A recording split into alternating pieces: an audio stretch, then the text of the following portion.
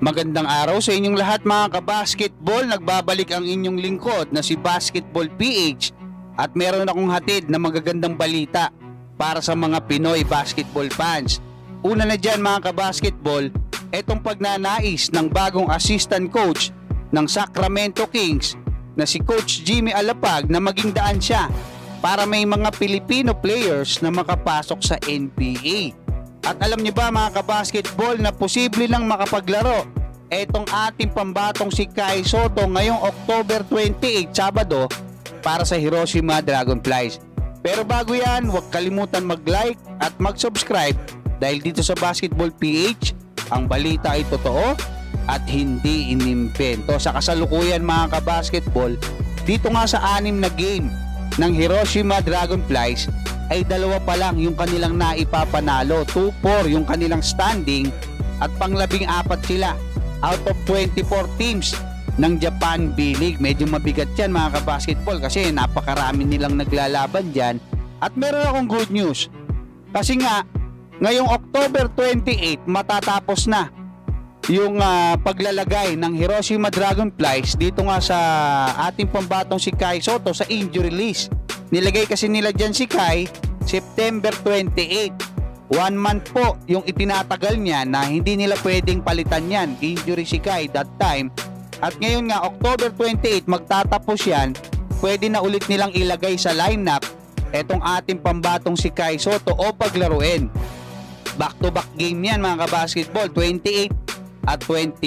Kaya antabayan na natin kasi nakikita naman natin nandiyan si Kai, sumusuporta siya sa Hiroshima Dragonflies, nandiyan siya sa mga game.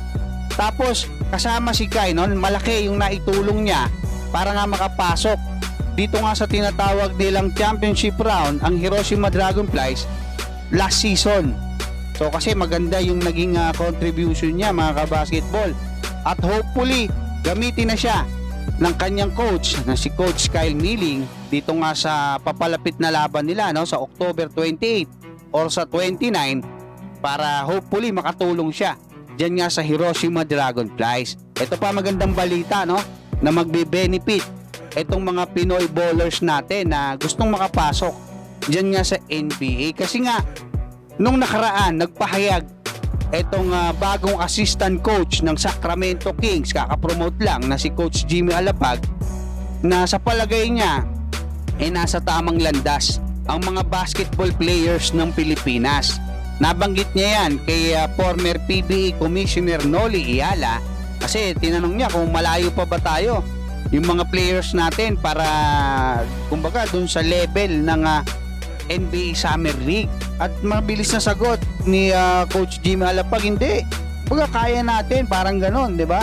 At sabi niya, sa palagay niya, nasa tamang daan itong ating mga Pinoy ballers, no? Na alam naman natin na naglalaro ngayon sa iba't ibang mga bansa. At gusto niya na yung presence niya diyan sa NBA Summer League ay magtuloy-tuloy at maging daan siya para sa mga Pinoy basketball players. Kasi obviously hindi raw siya naglalaro pero gusto niyang simulan na maging daan siya, especially ngayon mga kabasketball, para siya hindi nakakaalam no, part na siya ng coaching staff ng Sacramento Kings mismo, na promote siya mula doon sa J-League team. At alam nyo ba na malaki ang tsansa nitong si Coach Jimmy Alapag na maging head coach ng susunod na NBA Summer League para sa Sacramento Kings. Paano ko nasabi yan? Last time kasi mga kabasketball, etong assistant coach ng Sacramento Kings ni Coach Mike Brown, no, ang naging head coach ng kanilang NBA Summer League. That time mga kabasketball, nung nakaraang June, kakatapos lang ng unang season netong si Luke bilang assistant coach din ni Mike Brown. So kung ngayon assistant coach etong si Jimmy Alapag, pagkatapos ng season na to, pare sila ng kalagayan netong si Luke Locks mga kabasketball. So ano ibig ko sabihin? Posible na si Coach Jimmy Alapag ang gawin nilang head coach para sa susunod na NBA Summer League. At kung sa G-League naman sila kumuha ng mga coaches para mag-handle ng kanilang Summer League team, wala rin problema.